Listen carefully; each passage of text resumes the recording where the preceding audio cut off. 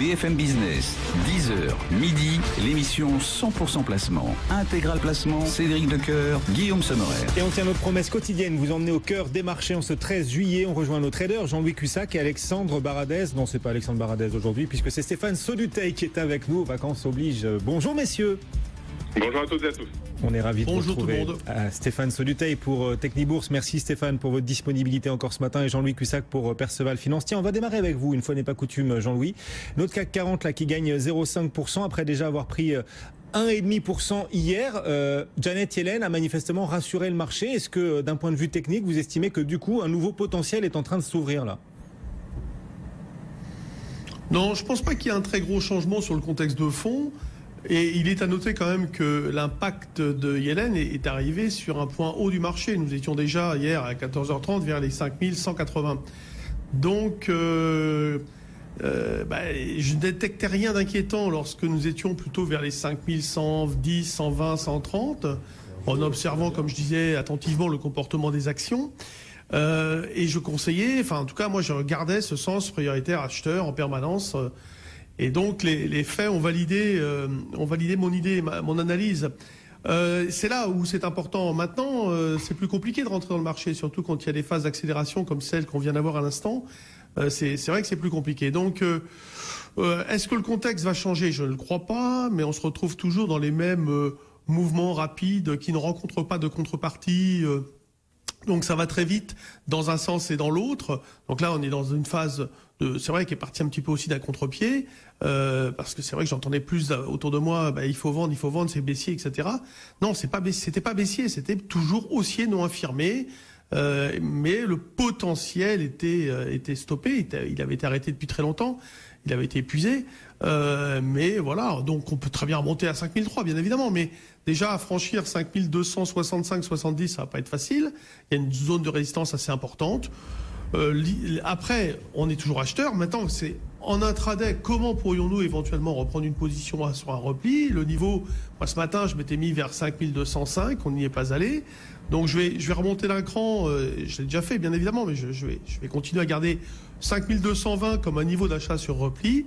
Et je vais considérer que 5205, 5195 sera un pivot. Ça veut dire quoi ? Au-dessus, j'achète sans hésiter. En dessous, je ferai un peu plus attention pour aller peut-être tenter des achats sur un cran en dessous vers 5140. Mais pour l'instant, changement de contexte, je ne le crois pas. Achat de toute façon potentiellement jusqu'à 5105, qui reste mon niveau de rupture proposé il y a très très longtemps maintenant. Régularité sur les actions, on voit que il n'y a pas quoi que ce soit qui sorte de l'ordinaire. Les volumes hier, donc, ils ont redémarré vers ce temps-là à peu près, un peu plus tard, mais vraiment, on a vu un volume de clôture intéressant. Donc c'est bien, c'est costaud, ça va plutôt dans le bon sens, mais sans illusion sur un vrai mouvement de fond qui puisse nous amener vers les 5004 ou 5005. Vous partagez cette prudence, cette distance même vis-à-vis des mouvements, des variations en cours depuis hier sur les marchés, Stéphane, à savoir même si là on récupère finalement en un jour et demi 2%, rien ne change sur le fond et d'un point de vue technique non plus sur le potentiel des marchés. C'est vrai que c'est quand même un petit peu le 14 juillet avant l'heure, puisqu'on est quand même repassé au-dessus d'une zone importante, 5200, 5220, c'était compliqué à déborder, surtout après la baisse un peu impulsive et marquante du 29 juin dernier. Donc je pense que c'est quand même plutôt positif. Alors c'est vrai est-ce qu'on va évoluer encore un cran plus haut que ces derniers temps ? C'est possible, on peut réintégrer finalement la zone que l'on avait connue avant le 29 juin, c'est-à-dire 5220, 5320 points.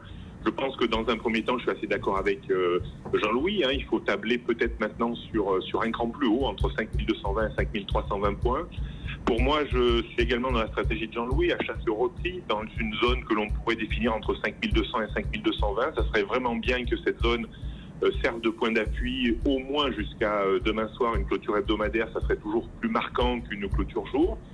Et puis le premier signe d'alerte, c'est-à-dire qu'on dégraderait cette belle reprise de ces 24-48 heures si on repassait au-dessous de 5180 points. Donc voilà, je suis plutôt positif. Et je ne pense pas qu'il faille travailler encore beaucoup de directionnel, mais il y a matière peut-être à maintenant évoluer entre 5200, 220 et peut-être 5320 points. Donc ça serait plutôt vraiment positif pour les prochains jours. Quels sont vos conseils à l'un et l'autre avec l'été là qui démarre? Beaucoup de gens vont partir en vacances à l'occasion du 14 juillet. C'est le coup d'envoi véritable. Les volumes devraient peut-être baisser sur le marché français encore dans les prochaines semaines.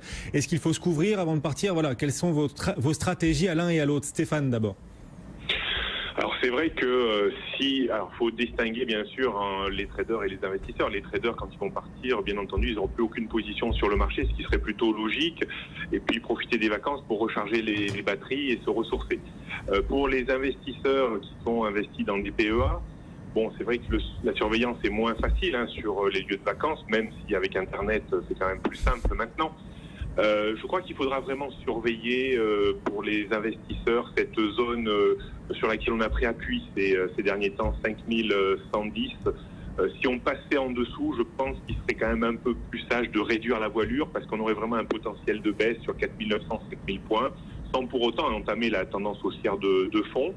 Mais tant qu'on reste au-dessus de ce niveau, je pense qu'il faut garder ces actions, avec peut-être l'espoir de remonter en la faveur d'une poursuite de la progression de Wall Street qui fait vers les 5003, 5004, donc se laisser en espérant porter par le courant favorable de cet été. Jean-Louis, votre stratégie, vos conseils avant de partir en vacances pour ceux qui seraient dans cette situation-là parmi nos auditeurs, téléspectateurs? Moi, en tant que trader, j'ai toujours, même en vacances, entre 50 et 150 lots en position, avec des options, avec des stratégies court, moyen et long terme.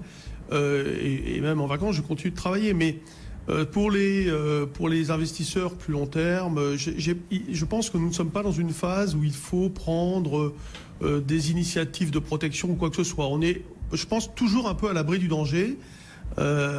Paradoxalement donc à tout ce que évidemment on connaît comme menace potentielle pourtant, mais moi au départ je m'étais dit le marché ne pourra pas rebaisser avant le septembre peut-être.